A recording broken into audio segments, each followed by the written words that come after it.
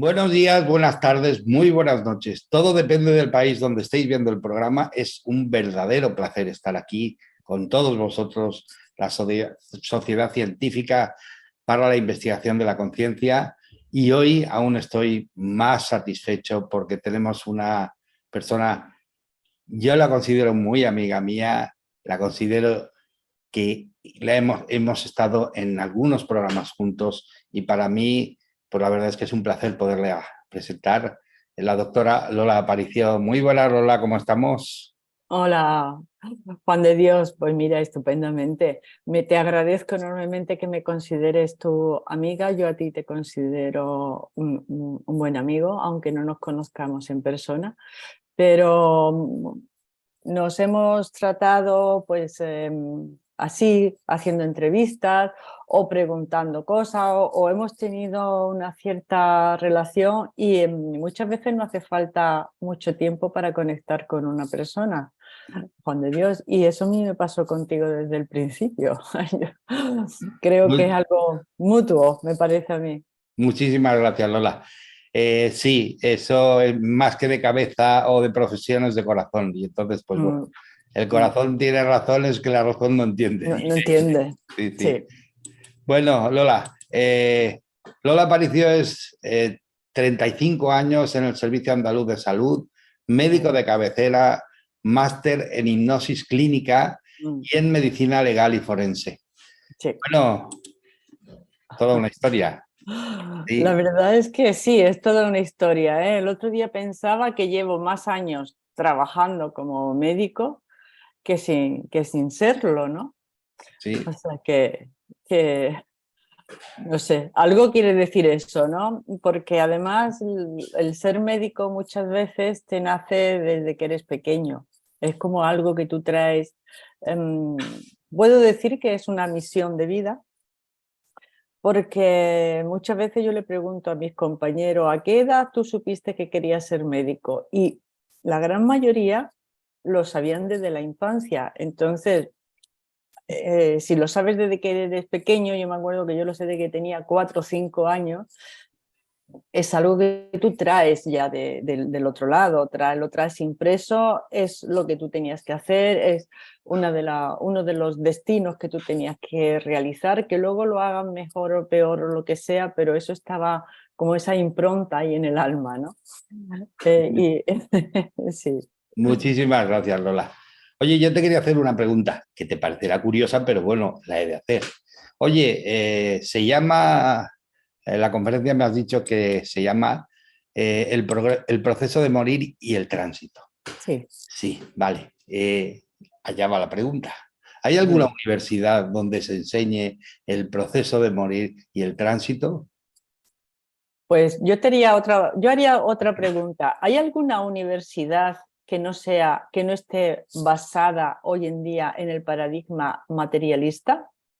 Eso me refiero. Y por ahí van los tiros. Es que quiero separar dos cosas que son realmente importantes, básicas, pero que la gente a veces confunde un poco, ¿no? Una cosa es la profesión que cada uno tenemos o hemos ejercido, que puede ir más o menos en línea con lo que te apasiona, y otra Ujú, cosa es el interés que uno tiene por ciertos temas. Entonces, ujú, la profesión médica es universitaria, se estudia, aunque sea algo que te apasiona, pero se estudia allí, pero sí, el interés por todo lo demás, el proceso, el proceso de morir, el ujú, tránsito, la espiritualidad, la conciencia, eso es de interés personal. O sea, sí, que si hay una persona que no tiene interés en eso, evidentemente da igual la profesión que tenga, no ujú. sabrá de eso. Entonces, por eso lo quería, porque a veces se confunde la persona con la profesión. Con la No, profesión. No, no, no, no, no. Pero no. sí es verdad que quizás haya ciertas profesiones que te hagan plantearte o preguntarte preguntas o cuestiones que están entrelazadas en lo que es el ser humano. ¿Eh? Lo entiendo perfectamente y entiendo que hayas elegido tu profesión. ¿Por qué?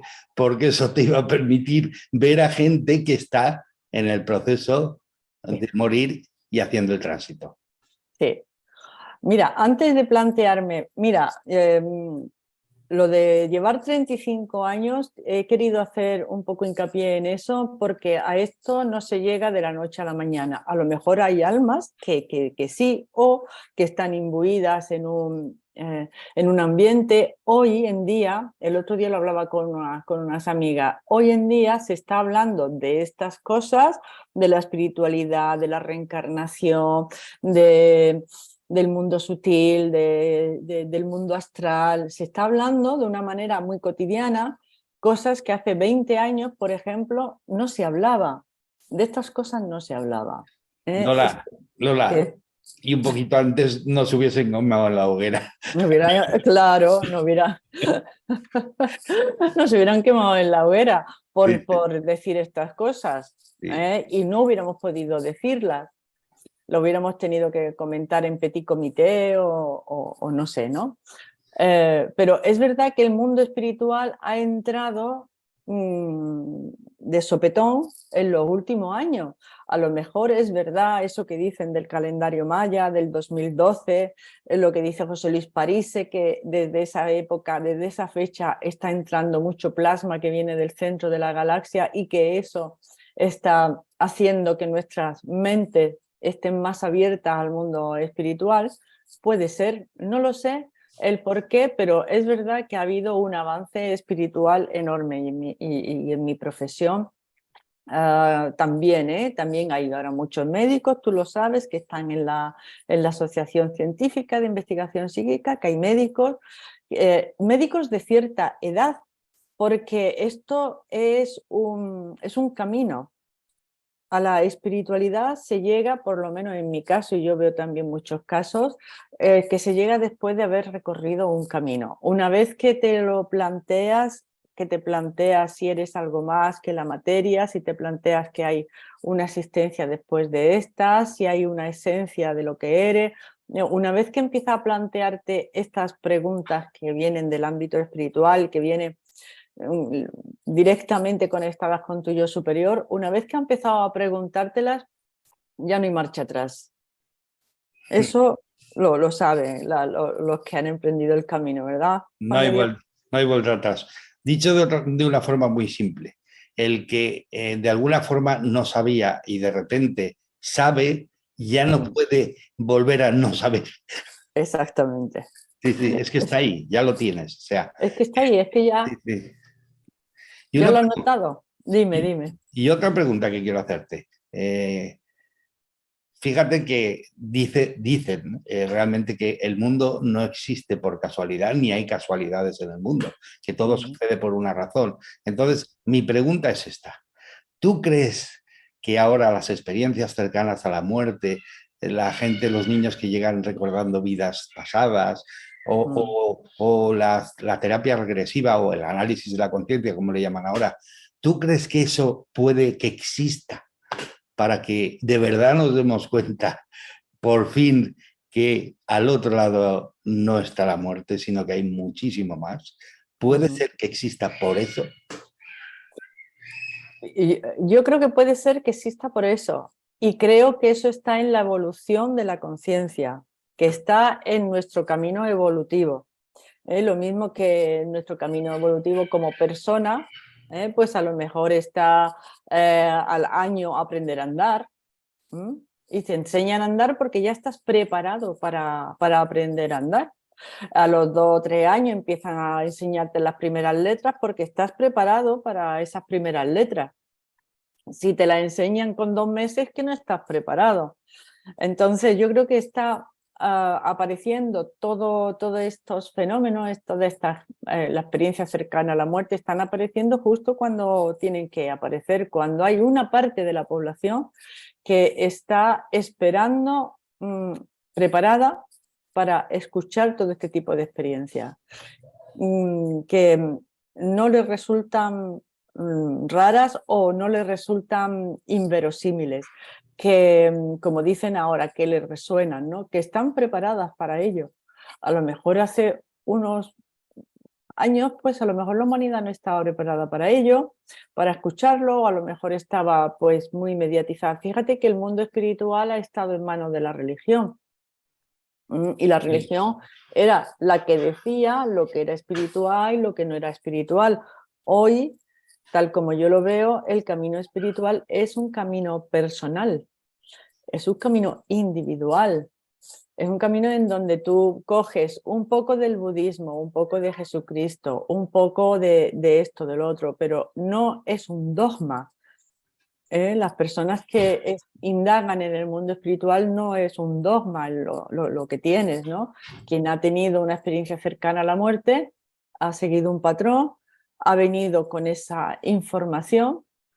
La mayor parte de las veces dicen que le han dicho del otro lado que tienen que contar la experiencia, luego debe ser algo importante, es un mensaje importante para la humanidad, para quien lo escucha, porque yo no he tenido una experiencia cercana a la muerte, pero sé que existen debido a esas personas que la han compartido. Y ese darse cuenta de que la conciencia, fíjate que estamos en la era de la conciencia. Ya no se llama, bueno, se puede llamar alma, espíritu, pero es la conciencia que nos la trajo la ciencia, nos la trajo como tú en tu libro, que me encanta, Ciencia y Consciencia, pues a raíz de la física cuántica y de darse cuenta la física cuántica, la ciencia, de que el observador, o sea, la conciencia que hay cada uno de nosotros, influye en el resultado de los experimentos que se realicen, ¿no? Entonces, hay primero un observador que está influenciando en la materia, que esto es muy fuerte, ¿eh? Esto es muy fuerte, pero el paradigma materialista pues sigue imperando hoy en día. Entonces, tú puedes ver la vida o las cosas desde un punto de vista, desde un paradigma, que muchas veces son dogmas, el religioso, que es un dogma, el científico natural, que es el que tenemos ahora, que es otro dogma. No te puedes salir de los dogmas. Ellos te explican la realidad de una determinada manera, pero cuando tú ves que la realidad te está diciendo otra cosa, ¿quién está equivocado, la ciencia o la realidad?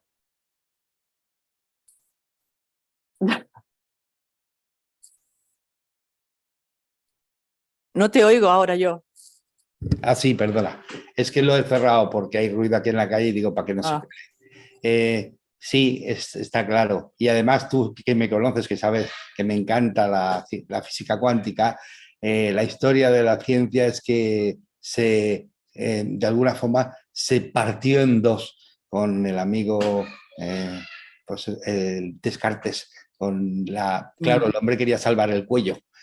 Porque estaba de pleno la Inquisición. Y entonces él preguntó, hizo un acuerdo tácito y preguntó, oye, vamos a ver, ¿qué puedo investigar? Que no me juegue el cuello. Y entonces le dijeron, todo lo que se puede medir, pesar y valorar. Y dice, perfecto. ¿Y entonces lo otro qué? Dice, lo otro lo estudiarán, como muy bien has dicho, los filósofos y los clérigos. Pero claro, sin darse cuenta, Descartes, con ese acuerdo tácito que hizo, dividió la ciencia en dos, la cuarteó.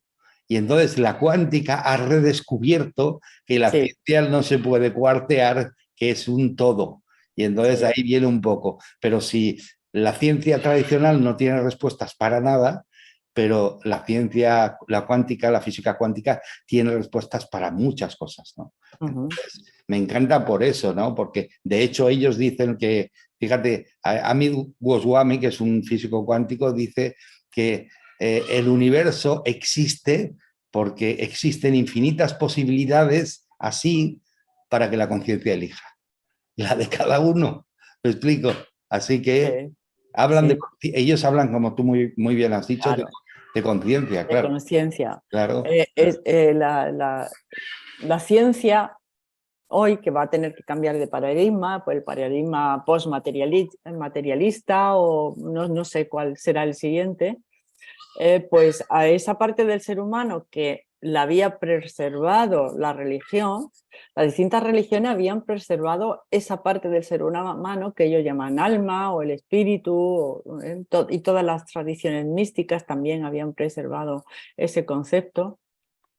Y lo han traído hasta nuestros días, pero claro, era el mundo de ellos, ¿no? Ellos decían lo que era espiritual, lo que no, hasta cómo tú te tienes que sentir, es una cosa que, cómo te salvas, es una cosa fantástica, ¿no? Cómo te salvas, cómo no te salvas, qué está bien, qué está mal, de pensamiento, de obra, de omisión, que al fin y al cabo los mandamientos son unas leyes que hacen que podamos convivir.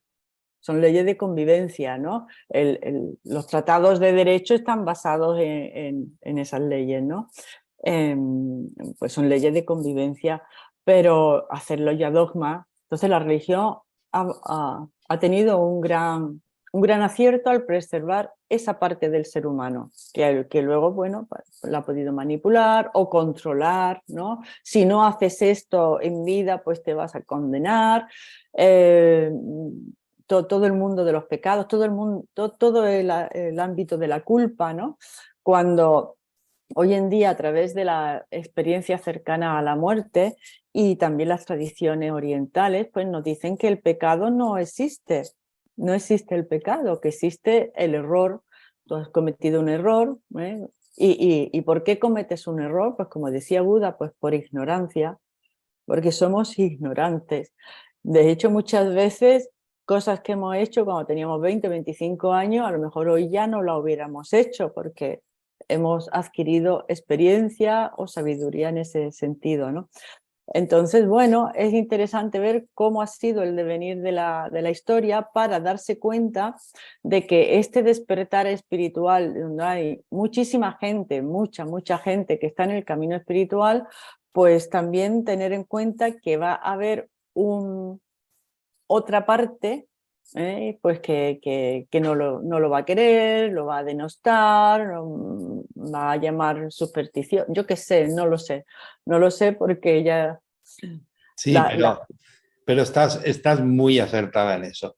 Oye, y volviendo al tema que me encanta, oye, es cierto, por lo que tú has visto y has observado, que hay un patrón que es infalible, o sea, que cuando uno se acerca Sí, al proceso, el proceso de morir se llama proceso porque es un patrón, un proceso fijo, con puntos claros, sí, y luego al final el fin es, bueno, el fin no, el paso, el tránsito es la meta, ¿no?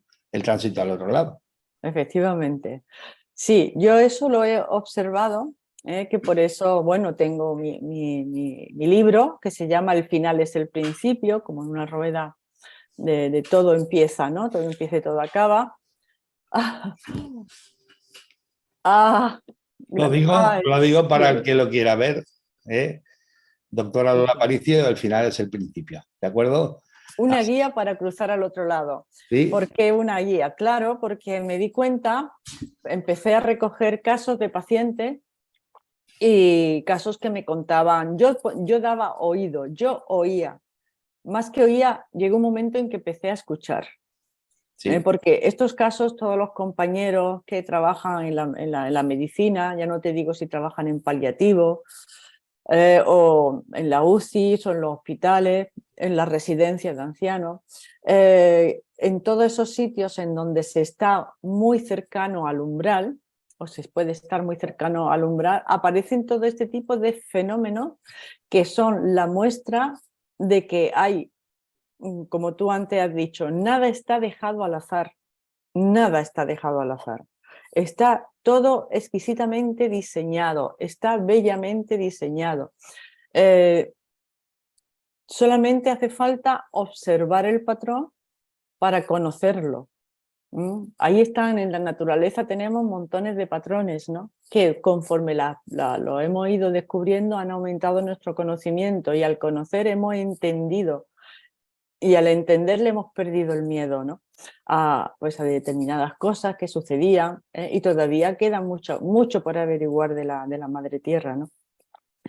Empecé a darme cuenta de que este proceso de morir, porque claro, el médico se queda en donde puede hacer por el paciente a nivel físico, ¿Qué puedo hacer por el paciente a nivel físico? Pues si tiene algo de corazón, de riñón, de lo que sea, ¿no? Pero en el momento en que ya no puede hacer nada más, el médico se desentiende, vamos a decirlo así, de lo que son el proceso que sufre o que tiene o que mantiene la persona desde que es desahuciada. Estoy hablando de casos generales, ¿no? Hasta que finalmente trasciende. Y claro, esa persona es verdad que al cuerpo no se le puede hacer más, ¿no? Ya no se le puede curar la enfermedad, no se le puede tratar la enfermedad, pero es que una vez que sabemos que a la enfermedad no se le puede hacer nada, queda la persona. Y esa persona que siente, que piensa, que dice, que habla, bueno, pues está diciendo cosas. Bueno, pues será, no sé, alucinaciones. Bueno, pero tú eso lo has investigado para decir que son alucinaciones. Entonces, cuando empezaron a contarme casos de personas que estaban en tránsito y yo empecé a escribirlo, llegó un momento en que recogí, tengo muchos más casos recogidos, los que aparecen en mi libro son 40 y tantos casos, que están escritos como si tú estuvieses conmigo en ese momento, ¿no? Lo he hecho como si fuera una escena, pues si es en mi consulta o me lo estaba contando un amigo o la gente que me cuenta cosas en un viaje, por ejemplo, ¿no? Y lo he hecho, tú vas leyendo y es como si tú en ese momento estuvieras viviendo la escena. Me divertí mucho escribiendo el libro porque reviví todo aquellos momentos, ¿no? Me di cuenta que morir es un proceso también. Lo mismo que nacer es un proceso. Morir es un proceso, no es un caos. Es como decía Einstein, tú puedes ver el cosmos como un caos o como un cosmos. Tú puedes ver que todo está organizado perfectamente, aunque no lo entiendas, o puedes decir, mira, esto es un lío, aquí hubo una explosión, las cosas se fueron poniendo los planetas redondos pues por azar, y resulta que a todo lo llaman azar. Nosotros aparecimos por azar y todo es azar. Bueno, pues Dios es azar, porque está todo muy bien calibrado, está todo muy bien maquinado, ¿no? Y morir no podía ser de otra manera que seguir un proceso. Como la ciencia se había retirado en esos últimos momentos, no había habido observadores que describiesen esos últimos momentos, porque ahí ya rozaba con la espiritualidad. Y la ciencia actual no considera la espiritualidad de ninguna manera. No tiene cabida en el paradigma científico la espiritualidad. Me decía un amigo un amigo que es radiólogo, que para la ciencia la consciencia es un chisporroteo de neuronas. Que tienen ahí las neuronas unas conexiones eléctricas, empiezan a chisporrotear y ya, oye, pues ahí salen pensamientos, emociones, sinfonía, cuadros, bueno, de ahí sale, de ese chisporroteo, ¿no? Él no entiende por qué la ciencia no entra de lleno, que ha entrado en averiguar lo que es la consciencia. Pero la verdad es que si hoy en día la muerte está en manos de los médicos, la muerte está en manos de la medicina. Lo mismo que antes lo mismo que antes la muerte estaba en manos de la iglesia, totalmente, estaba en manos de la iglesia y era el cura el que venía. Tengo por ahí un libro que me compré del año, que es del año 1500, se llama Ars Moriendi, y han hecho una... Sí, lo conozco. Revaluación, vaya. Y entonces ves que ahí era el cura, la religión, los que te decían qué pasos tenías que dar pues para no acabar en el infierno. Claro. Porque todo esto era para no acabar en el infierno. Y te aconsejaba que si ibas a ver a tu mujer que se estaba muriendo, no te llevases a la novia. Sí. Oye, pero tiene unas cosas, la verdad. Sí, sí, que tuvieses la precaución de no llevarte a la pareja de ahora. En fin, sí, pero lo conozco. Pero sí es verdad, es de 1500 y pico y tampoco hay muchos ejemplares. No, no, no, ese lo ha rescatado, no me acuerdo ahora quién, ¿no? Sí, sí. Bueno, es un incunable. Pero mira, ahí es el arte de morir es como un breviario, una guía para el bien morir, ¿no? Para Sí. el bien morir. Y eso estaba en manos de la Iglesia. Ahora no hay un arte de bien morir porque la muerte está en manos de los médicos muchas veces se hacen cargo del cuerpo, muchas veces no, siempre se hacen cargo del cuerpo y mantienen al cuerpo lo más confortable que pueda. Incluso yo creo que muchas veces se dan terapias sin tener por qué darlas, porque hay personas que llega un momento en que, ¿para qué le das más quimioterapia? Hay una cosa que a mí no me parece lógica, que es la quimioterapia paliativa. ¿Paliativa por qué? ¿Qué vas a hacer más? Y encima va a tener entretenido a lo mejor a la persona pensando que se va a curar con esa quimioterapia, con esa última quimioterapia, cuando ya sabes que no se va a curar. Hay muchos estudios que comparan pues, gente que le están dando quimioterapia hasta el final con otra gente hay un estudio en cáncer de pulmón que yo conozca, con otra gente que le han dicho, mire usted, ya no podemos hacer más, la medicina no sabe qué hacer más por usted, así que bueno, pues usted pues, se va a su casa con una medicación para el dolor o para el apetito, muchas veces se pierde con esa medicación mínima, pero bueno, usted se marcha a casa, si le sucede algo pues vuelva al hospital, le pondremos algo, le daremos el alta, pero no le vamos a seguir tratando el tumor. Bueno, pues resulta que los que los mandaron a casa y se quedaron pues en su casa, pues, viviendo sus últimos días pues como ellos quisieron, pues tenían una supervivencia de casi 3 meses más que los que le estaban dando quimioterapia hasta el final. Y estamos hablando ya de personas terminales, terminales, terminales. Entonces, fíjate, si hubiese un tratamiento para el cáncer de pulmón que te alargase la vida 3 meses, ¿no lo cogerías? Bueno, pues es alargar la vida 3 meses, no hacer nada ya en el cuerpo, mantenerlo confortable si tienes dolor para dolor, pero no dar ya más quimio ni dar más nada. El cuerpo sabe desconectarse muy bien. El cuerpo sabe desconectarse. ¿Por qué? Porque hay un proceso corporal de morir. Y una vez que uno inicia el proceso, no hay nadie que lo pare. O sea, esto es como el parto. Una vez que la mujer inicia el parto, la mujer está embarazada, está gestante, ya ha cumplido, no ha salido de cuenta, pero no se sabe bien. Pero en el momento que empieza el parto, ¿quién para el parto? Eso ya no hay quien lo pare.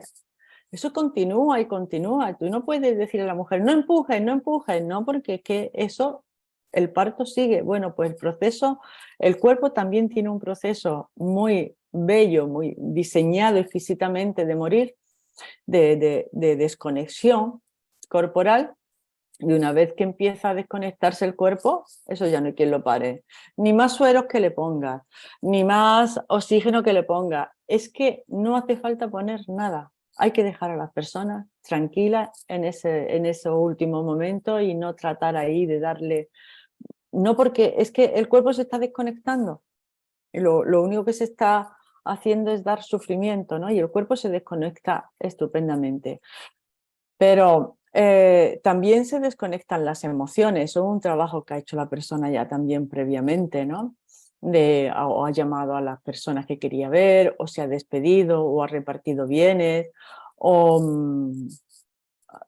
no sé, algunas veces me acuerdo de un caso que me llamó la asistenta, la trabajadora social, porque estaba muy agobiada ella con un chico de unos 40 años que el padre vivía solo y estaba muy enfermo el padre y el padre se estaba muriendo. Entonces el hijo pues había ido pues a atender al padre, pero como no sabemos atender, porque ya te digo, eso se ha quedado en manos de los médicos, no sabemos atender la muerte de un familiar, de un ser querido, no sabemos, pues este hombre lo que hacía era llamar a la urgencia, llamaba a la trabajadora social, llamaba al centro de salud, porque el chico estaba agobiado.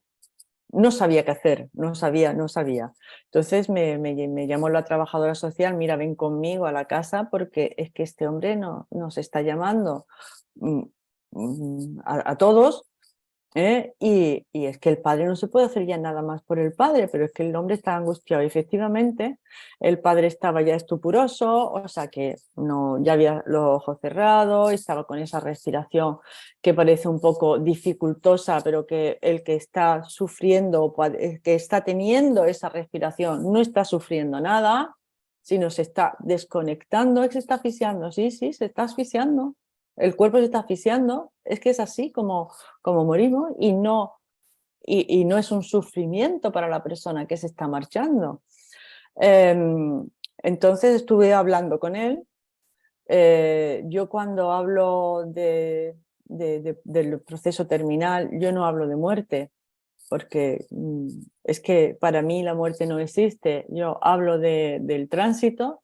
Le dije, tu padre está haciendo un tránsito, está trasvasando su conciencia de este plano al plano siguiente y eso necesita un tiempo para cada persona. Es que mi padre lleva hace una semana. Digo, ya, es que ese tránsito, cada persona va a necesitar un tiempo. El cuerpo se va desconectando, pero la desconexión del espíritu también necesita su tiempo.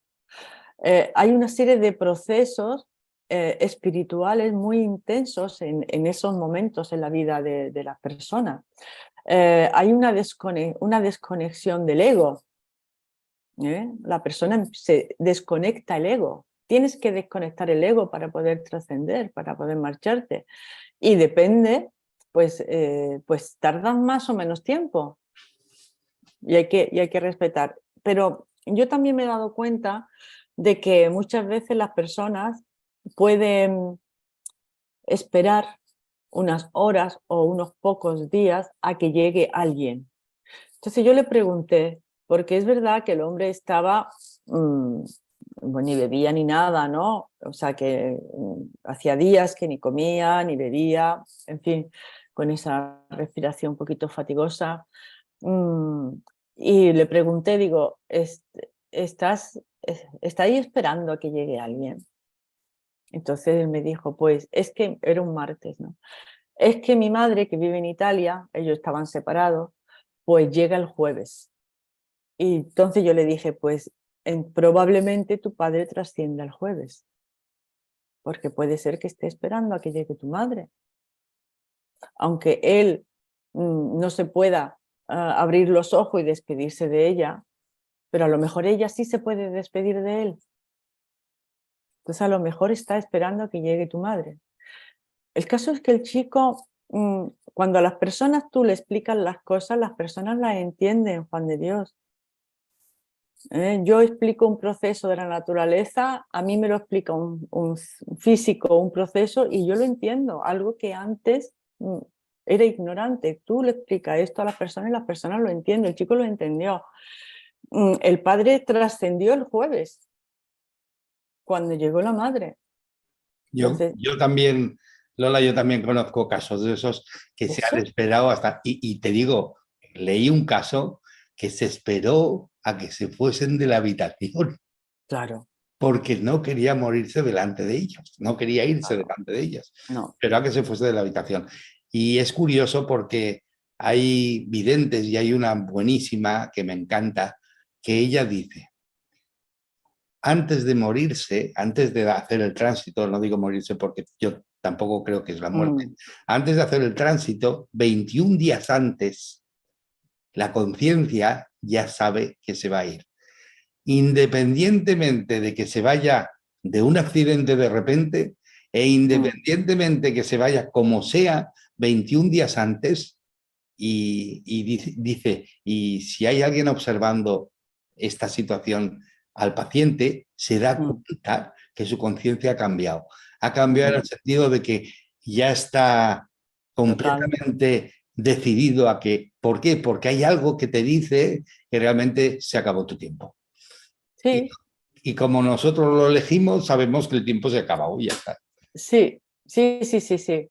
Yo no sé si 21 días, como dice ella, pero yo sí que te digo, Juan de Dios, que a mí me mandan, me llaman en muchas ocasiones para ir a visitar a personas mayores, ¿no?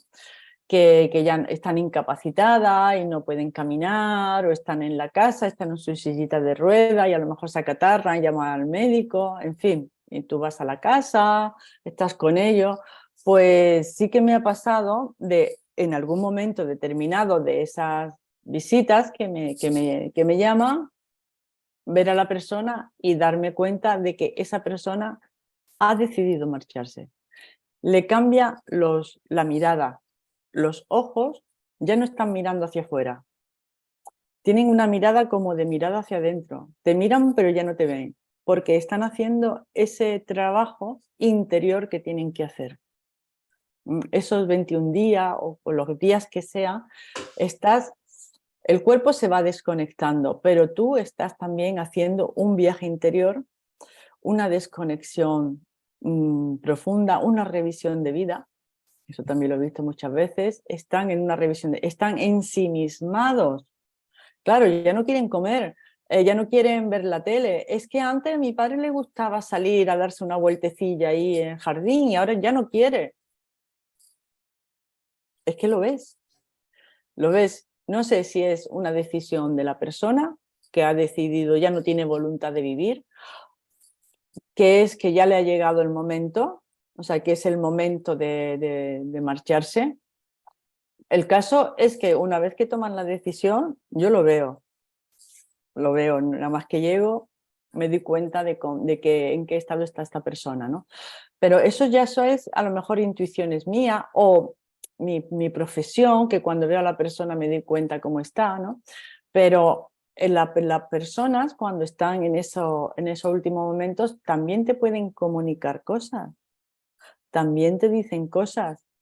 Como dice esta vidente, la conciencia cambia y cambia porque también el lenguaje cambia.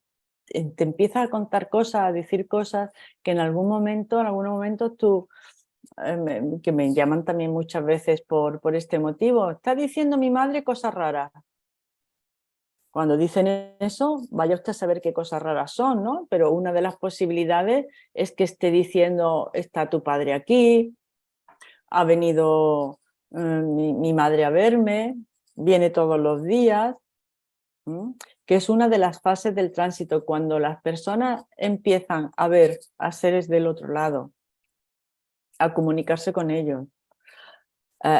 Hay muchísimos casos en donde la persona, yo tengo recogido varios, ¿no? Para mí eso es la fase de las visitas. La persona ve a alguien del otro lado,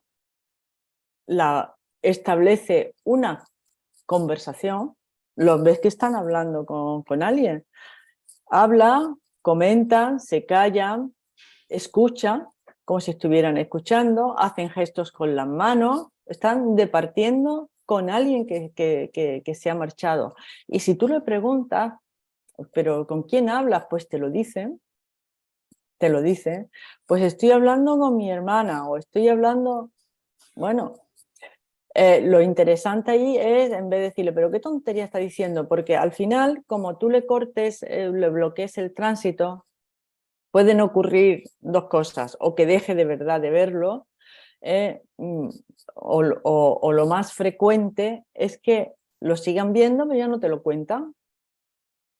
Hombre, para que me regañes, pues claro, ya no te lo cuentan, porque eso puede llevar a un rifirrafe, ¿no? Que sí, pues ha venido acá a verme y la otra, pero eso no puede ser. Y las personas, de verdad, cuando están en ese momento no tienen tanta energía egoica, porque lo están desconectando, como para emprender una polémica para ver quién lleva la razón. Porque quién lleva la razón, eso es ego, está clarísimo. Entonces ya pues te mira y te dice, vale, vale, ¿no? Pues Lola, y perdona que te interrumpa, me hace Sí, muchísima gracia pero además me llama mucho la atención, en serio. ¿Por qué? Porque es como si se volviesen niños, porque los niños son los que hablan y juegan con sus amigos invisibles.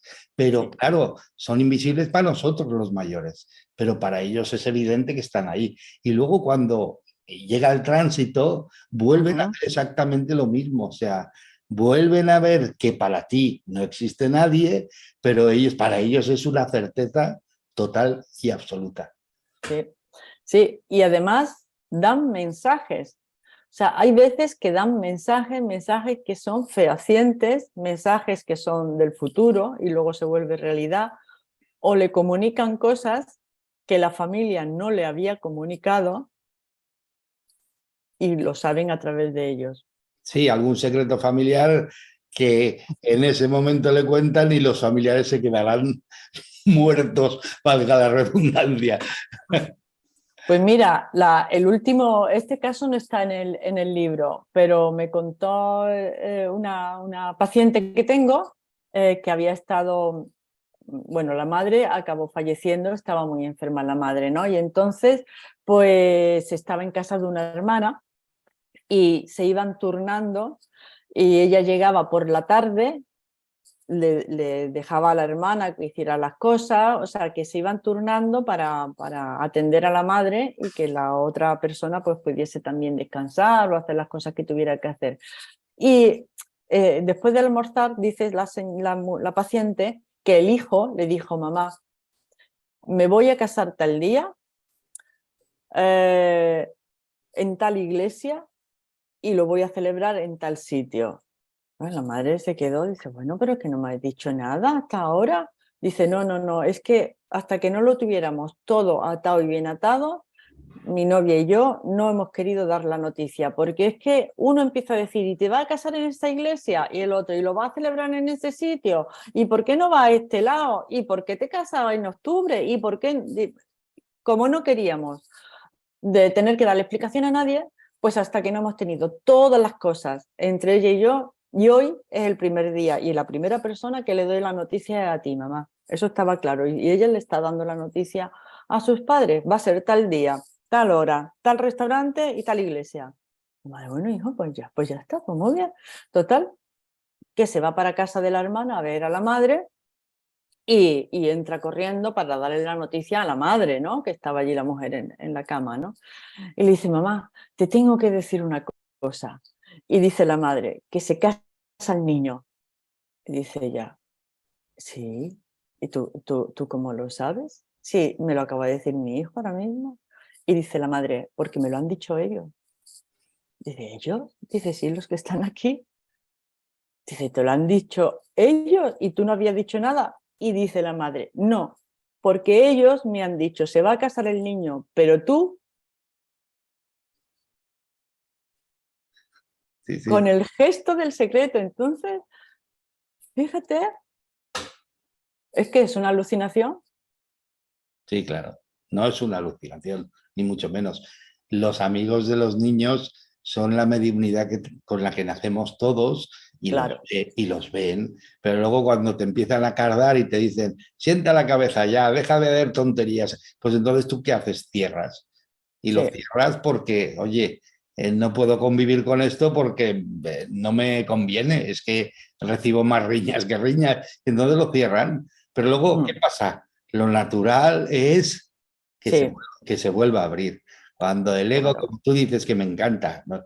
Cuando empiezas a deshacer procesos egoicos y entonces Totalmente. empiezas a quedarte más flexible para aceptar cosas, vuelves otra vez a abrir sin darte cuenta, otra vez la capacidad de ver más allá. Sí, Sí, me encanta. se abren los dos mundos, ¿no? Ese es el proceso espiritual de morir. Ese proceso está diseñado y tiene las fases. La fase de aviso, como decía tu amiga, la fase de la llamada, la fase de las visitas, que es la más espectacular, ¿no? La que te cuentan, la que te dicen, eh, la que te dan mensajes, los del otro lado. Y yo me pregunto en el libro, pero muchas veces me pregunto, como tú estás diciendo, ¿no? Cuando éramos niños, teníamos, yo no recuerdo, ¿no? Pero bueno, hay mucha gente que sí, que tiene el amigo invisible, que está viendo gente del otro lado. Luego eso se acaba a los 6 o 7 años, hay una poda neuronal muy importante, no sé si eso lo sabías, pero a los 6 o 7 años millones y millones y millones de neuronas mueren y solo quedan las que se han estado utilizando o estimulando hasta el momento. De manera que si a los 3, 4 años te están enseñando a leer, a escribir, todo esto, pues en ese momento esas neuronas se van a preservar.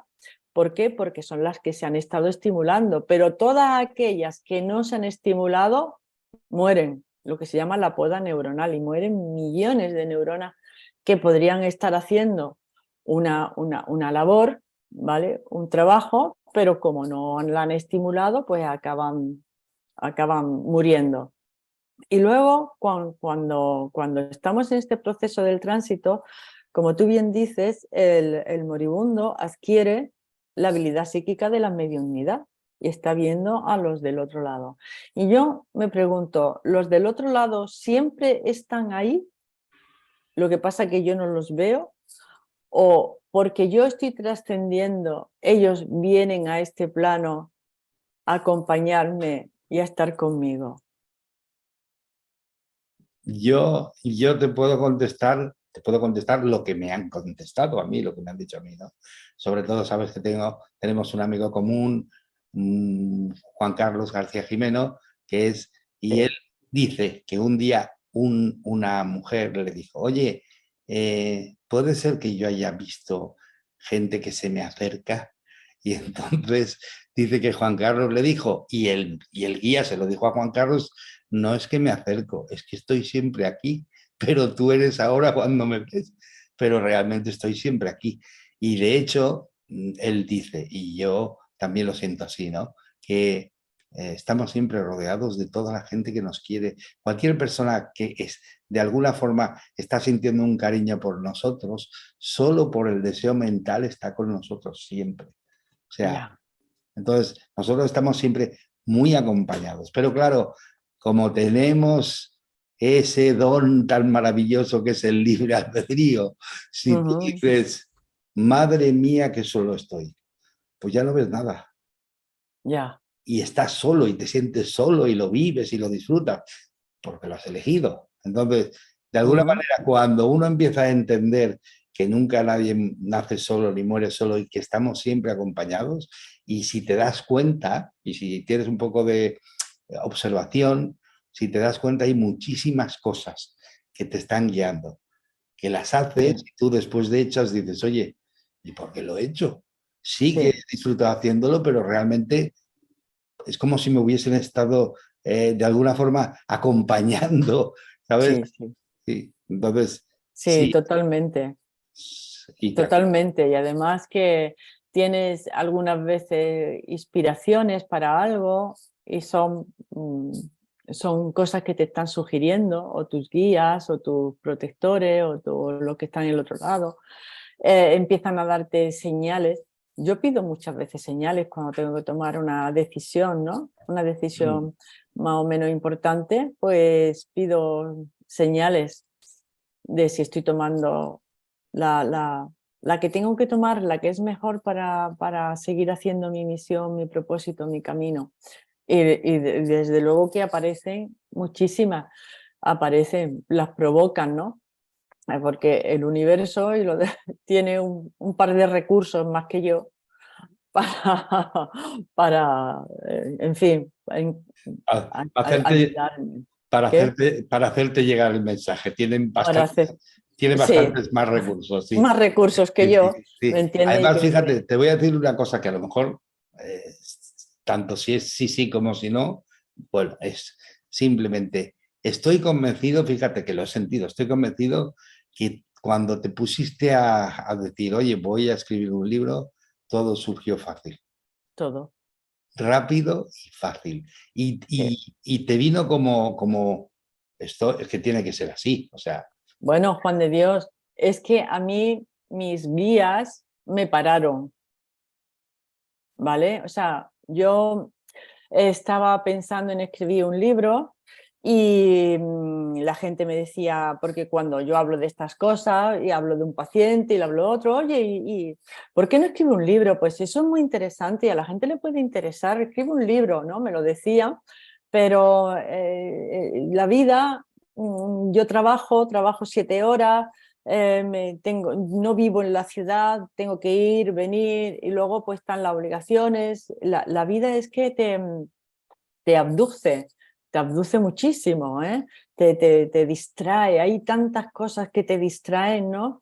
Que bueno, pues así era mi vida. Y yo vivo al lado de Fuengirola y voy paseando, hago camino todos los días o siempre que puedo, pero camino muchos días por el paseo marítimo de Fuengirola. Y un día, pues yo me pongo mis zapatillas de deporte, mi chándal y me voy a caminar. El paseo marítimo tiene 6 o 8 kilómetros, es muy largo, llego hasta donde quiera y luego me vuelvo, en fin. Iba haciendo el mismo camino con mis zapatillas que siempre. Y de repente empieza a dolerme el tobillo. Me empieza a doler mucho el tobillo, me duele y me tengo que parar porque empezó un dolorcillo, pero hasta los 5 minutos estaba incapacitada. Tuve que llamar un taxi para volver a mi casa. Fui al médico al día siguiente porque no sabía qué me pasaba, a la urgencia. Me dice que es una tendinitis. Bueno, yo allí con reposo, pero intenta caminar. Cada vez que caminaba aquello era horrible. Voy al traumatólogo, me manda una resonancia, yo no sé lo que te pasa ahí, me ponen cortisona. Y en la resonancia lo que aparece es una fractura del peroné. Se me había roto el peroné sin torcerme el pie, sin ningún traumatismo, se había roto solo Juan de Dios. Para que escribieses el libro. Yo lo vi claro. Yo dije, porque me paran, es que me han parado, tuve que estar con el pie en alto, con una férula. Sin ir a trabajar. Sin ir a trabajar, sin ir a caminar, sin ir a este sitio, sin ir al otro, nada, tenía que estar en casa. Además, como había sido una fractura tan rara, que había sido sin motivo alguno, porque si tú te tuerces el pie, bueno, o te caes, te da una furgoneta, he dicho, bueno, pero un coche, el bordillo, no sé, algo, pues te rompes el peroné, que es uno de los huesos más duros que hay, ¿no? Porque es que soporta todo el peso, pero solo que vayas caminando y digas, ay, que me duele, y te has roto el peroné. Entonces yo dije, no, ya está, me voy a sentar y voy a escribir el libro. Eso fue en mayo del 2019. Me acuerdo perfectamente. Y lo vi claro. Y en el momento en que me puse a escribir el libro, porque claro, yo dije, bueno, pues ahora que me habéis parado, ¿vale? Voy a escribir el libro, pero ahora me tenéis que ayudar. Me tenéis que ayudar. Por eso yo digo que el libro no, yo he sido un instrumento, Juan de Dios, está hecho por los de aquí, todas las personas que me han dado su testimonio, me han dado el permiso para que cuente su caso. Y los del otro lado, te lo digo de verdad, yo lo siento así, me han ayudado Yo a lo he hacer. sentido y por eso te lo he preguntado, por eso lo he... Porque es que fíjate una cosa, es que me pasó en mi libro. En mi libro yo me puse a escribirlo y todos son datos, ya has visto que hay muchos datos científicos, y yo los buscaba por internet y me aparecían enseguida. Y me acuerdo que alguna vez dije, bueno, oye, voy a buscar aquello, a ver, porque me apareció enseguida, a ver, y no lo he podido encontrar, no lo he podido encontrar. Y entonces digo, oye, Ya, estoy, sí, o sea, yo decía, quiero esto para ver la información de esto, y me aparecía, y luego a lo mejor la buscaba 3 o 4 meses después, solo por curiosidad, porque me ya. extrañaba a mí también, que oye, algo así tan raro de repente aparezca tan pronto, y es verdad, y al final llegué a la conclusión que, bueno, cuando uno tiene una decisión y es algo que va a ayudar, pues bueno, se te facilita, te pone la alfombra, vamos, de alguna manera, ¿no? Totalmente, Oye, Lola, totalmente. Bueno, hoy se nos ha ido el tiempo. sí, madre Y mía. ahora que Es te iba a que, contar un caso, bueno, ya pues, otro día. oye, cuéntalo, no hay problema. es 1 hora, pero tampoco pasa nada que sea hora y 3 minutos, no hay ningún problema. Era Por porque cierto, hoy, por cierto, una cosa, antes, luego me lo cuentas. Di dónde te pueden encontrar. pues me pueden encontrar en mi canal de YouTube, doctora Lola Aparicio, en Facebook, Dolores Aparicio, y en Instagram también, doctora Lola Aparicio. Y en la página de la Sociedad Científica. Y en la página de la Asociación Científica de Investigación Psíquica, sí señor. Sí. Muy bien, Ahí estoy con ellos. muchísimas gracias. Y para finalizar, cuéntanos eso que querías Pues contar. mira, es un compañero médico, radiólogo, profesor de radiología, que ha enviado hoy una cosa que es un libro que está el hombre fascinado y además que está diciendo, pero bueno, ¿cómo es posible que todavía los científicos no nos den tal, ¿no? Es acerca, bueno, es acerca de una persona que tiene la habilidad psíquica de hacer viaje astral, de visión de remota, ¿no? O sea, tú estás aquí y esa persona le ponían, le ponían en otra habitación una serie de cosas y él decía lo que había en la otra habitación. La persona que ha escrito, la doctora que ha escrito esto, se llama Sylvie de Tirolaz, el sujeto en cuestión se llama Nicolás Fraisse. Y este Nicolás Fraisse tenía esa habilidad psíquica que si él la tiene, la puede tener cualquiera. Lo que pasa es que él la tenía como talento, es como el talento para la música. Yo puedo tocar el violín, claro, como Mozart, no, no, pero la habilidad la tengo, ¿no? De poder tocar. Pues estaba este libro que escribió esta doctora basado en este hombre al que le hacían multitud de pruebas y resulta que cuando estaba con su cuerpo astral, dice él, ¿no? Con su cuerpo astral, que yo lo creo así también, que tenemos un cuerpo astral, en la otra habitación, viendo lo que habían puesto allí para luego decir qué es lo que habían puesto allí, su cuerpo pesaba 45 gramos menos. Sí, sí. Oye, hay un estudio, búscalo ahí en el libro, lo sale, en mi libro sale. El doctor Duncan McDougall, que se le ocurrió pesar cuando hacen el tránsito Sí. cuántos gramos se pierden del cuerpo. Entonces, porque él pensó, fíjate, si es curioso, dijo, si el alma, la conciencia, está dentro del cuerpo físico en algún espacio, tiene que ser física y debe de pesar algo, tiene que pesar algo. Y entonces, en un hospital de tuberculosos, en 1901, en un hospital de tuberculosos, el hombre se las ingenió para hacer una báscula de esas antiguas, de 2 platos.